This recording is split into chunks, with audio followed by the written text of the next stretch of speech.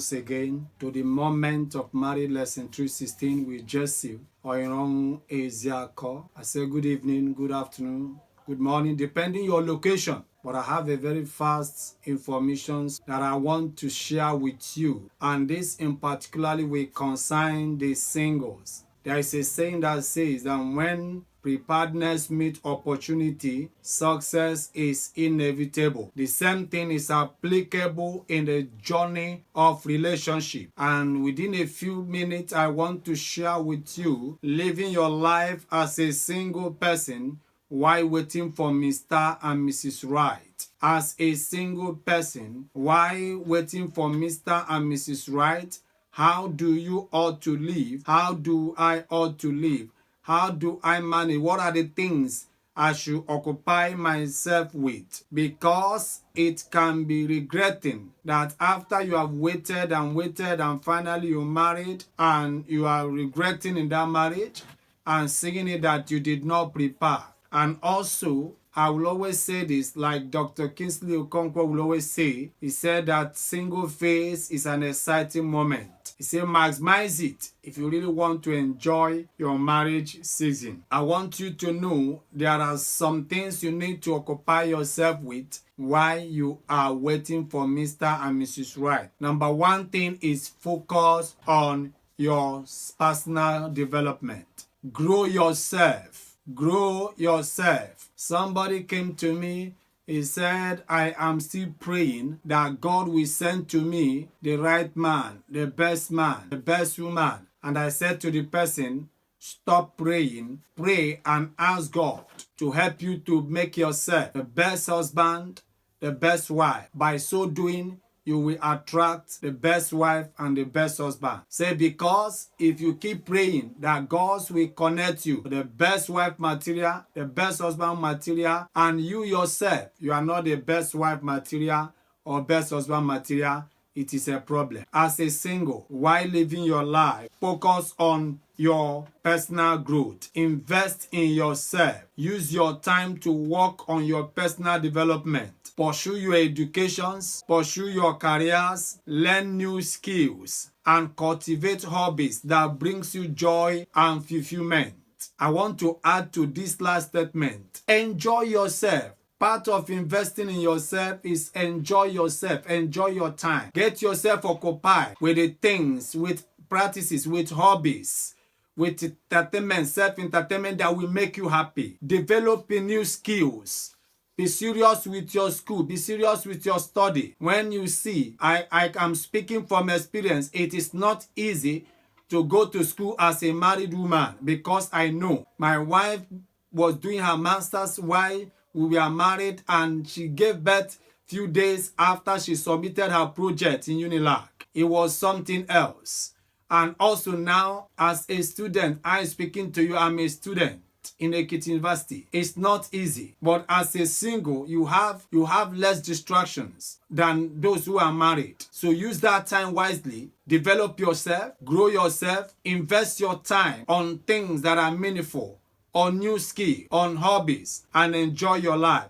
Build your character, develop qualities that will help you to build characters like patience, kindness, resilience, and your emotion. Build emotional intelligence, because marriage is a container full of responsibility. Marriage comes with different challenges, and when you are not built, when you are not made, when you are not strong, just as the scripture says in the book of Proverbs chapter 24, it says, if you faint in the days of adversity, your strength is small. As a single person, for the adversity that accompanied married life, it is now that you need to build your character. Develop yourself, develop qualities that makes for good character that will help you to stand the challenges of life. Number two thing you need to do and be doing as a single person, strengthen your relationship with God. I pity those that said that minus God from their plan. It is now.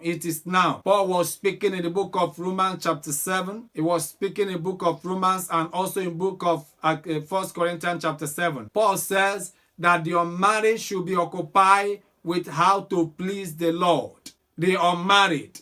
He said for the married, they are occupied with how to please their partners. There are so many distractions that are natural once you are married. There are so many things. It's easier for you as a single person to set certain goals, set certain times, set I'm going here, and you will go there. Nothing can pull you back. There are goals that I will set. If my wife does not pull it back, my children will pull it back, or one thing or the other as a married man will pull it back. So in the time of you as a single, it is time for you to deepen your faith. Spend time in prayer, spend time in studying the Bible and worship. Cultivate a strong relationship with your maker, which will help you to have a solid foundation for future marriage. Strengthen your relationship with God. That will be okay for you. And also engage yourself in service, in serving others. Engage in the act of service within your community,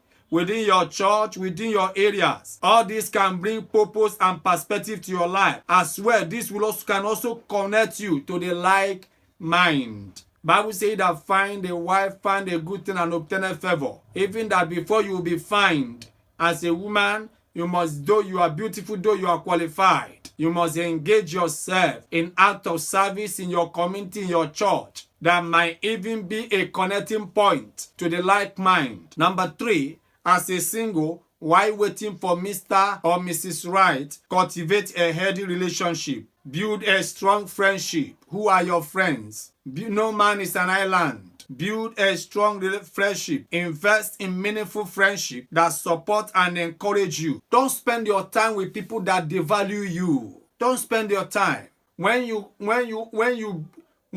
circle yourself, when you engage yourself, when you associate yourself with people that will devalue you, with time you begin to doubt your own self. So you need to build a strong, healthy relationship. Build like mind. Build friends that will be a positive plus to your life, not those that will minus from your life.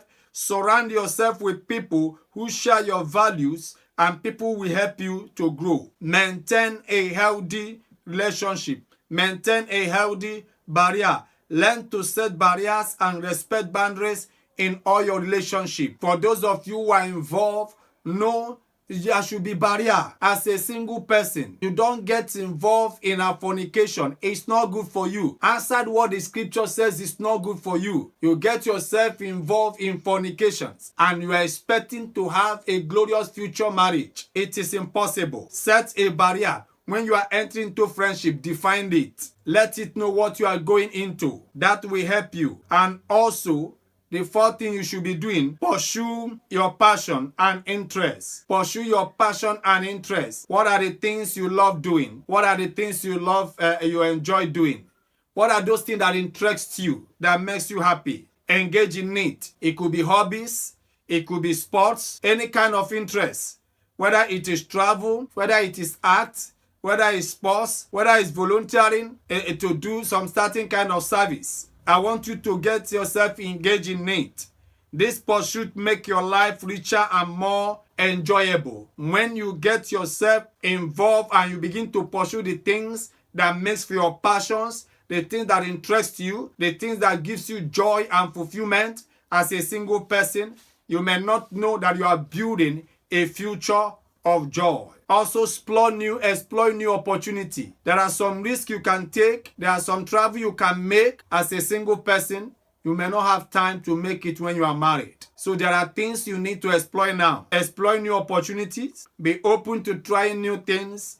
Stepping out of your comfort zone. This can lead to a personal growth and may even introduce you to a new people. Number 5, prioritize your health and well-being. Take care of your body. Take care of your body. Take care of your body as a single person. Take care of your body. Fine clothes outwardly can attract a man. Fine clothes outwardly can attract a woman. But if your body is not healthy, if your body is full of odor, that may not keep that marriage. That may not keep that relationship. Take care of your body. Focus on physical health by eating well, exercising regularly, and getting enough rest. Few days ago, I was telling a woman, when I saw some track in her shop, I said, oh God, I miss those days that I was single, that I have time to gym, have time to jog, have time to exercise very well. I said, but since I'm married, most of the things I do is do squat in my room and do press up. I hardly have the time like I used to have. But you see that those investments in the area of exercising my body that I did now, even till then, it's not a waste. I am still enjoying it. And it's still, the proof is still there. So there are things you can get yourself, you can work your body. You don't necessarily need to go and enroll in any gym. You look at some girls, though beautiful in faces but shapeless. If you cannot control your weight now as a young girl, when will you control it? Take care of your body. Nurture your mental health. Practice self-care. Manage stress and seek help when need be. I used to have I have a friend and a client, someone who does good work for me. Anytime he's under pressure, he will misbehave. And I told him, I said, you better learn to manage your stress, because surely you are planning to marry. Marriage will not take away that stress, but rather there are things that may even trigger it. If you don't learn to manage it now, learn to manage your stress. Learn to maintain your mental and emotional health. It is crucial. Know the things that you allow into you, and know the things you share, the things you expose yourself to. Don't expose yourself to things, to talks, to stories, to news that will affect you mentally and emotionally. It is not good for you as a single person. The sixth thing you should do, develop financial independence. Manage your finance wisely. Don't say, I'm a woman, for instance. The man is the head. When I'm married, it's the man's responsibility to bear the yoke of expenses. It's not these days. Manage your finances. Try to save up. I can boldly tell you that the first house, the first room I paid for before marriage, 90,000. I remember that money was given to me by my wife. Once we agreed, when she discovered that I am struggling to raise money for that, she sent some money to my account. That was because she was able to save up that. Supposing if she's the type that believe, now man wants some money, now the man go die to bring the food, now the man go die to pay the bill. There is nothing wrong if you are working as a single girl. Save up, spend your money wisely. Save up. You don't know tomorrow. And also, it is also for you, a young man. Don't eat everything you earn. Don't eat. Marriage is all about responsibility. You will pay bill. Before you know it, the children will start coming. If I go by the statement of Dr. Olumide Emmanuel, he said among the people that he does not help are those who come to him to say, my wife is pregnant and is about to deliver. I don't have money for hospital bill. He said his reason is because that 9 months is enough notice. And if you are the type, a young man that spends all you are earning because you are young and don't have anybody to cater for, I want you to know that it may affect you when you are married. Again, number 7, as a young, set clear standard and boundaries. Know what you want. Be clear about your value, your goals, and what you are looking for in a future partner. Be sure what you want in a future partner. Set clear standard and boundaries. Don't just be ready for anybody because you are 25, because you are 28, even if you are 35. You say, whatever comes my way, I will take. No, that is not. You must have a clear standard and boundaries. Know what you want. Be clear about your value, your goals, and what you are looking for in a future partner. This clarity will guide your decision and relationship. Don't compromise core values while you are being open-minded. It's important. Don't compromise core values. There are core values. Your faith must not be compromised. You must be sure that this person meets your core value, your belief system. While you are open-minded, don't compromise your core values. Don't settle for someone who doesn't align with your core beliefs and value system, because you will be sentencing yourself to life of regret. Lastly, as I round up, stay open and patient. Stay open and patient. Trust God's timing, not your timing. Trust God's timing. Believe that the right person will come into your life at the right time. Trust God's plans. Trust God's timing.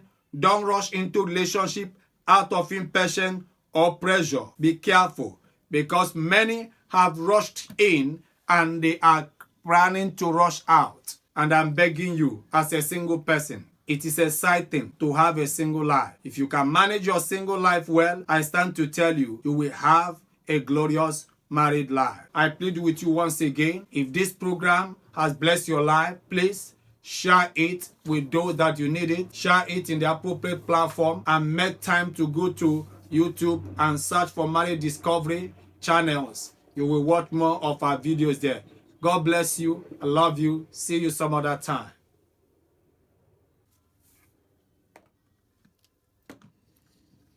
Hey, my studio engineer is on my neck.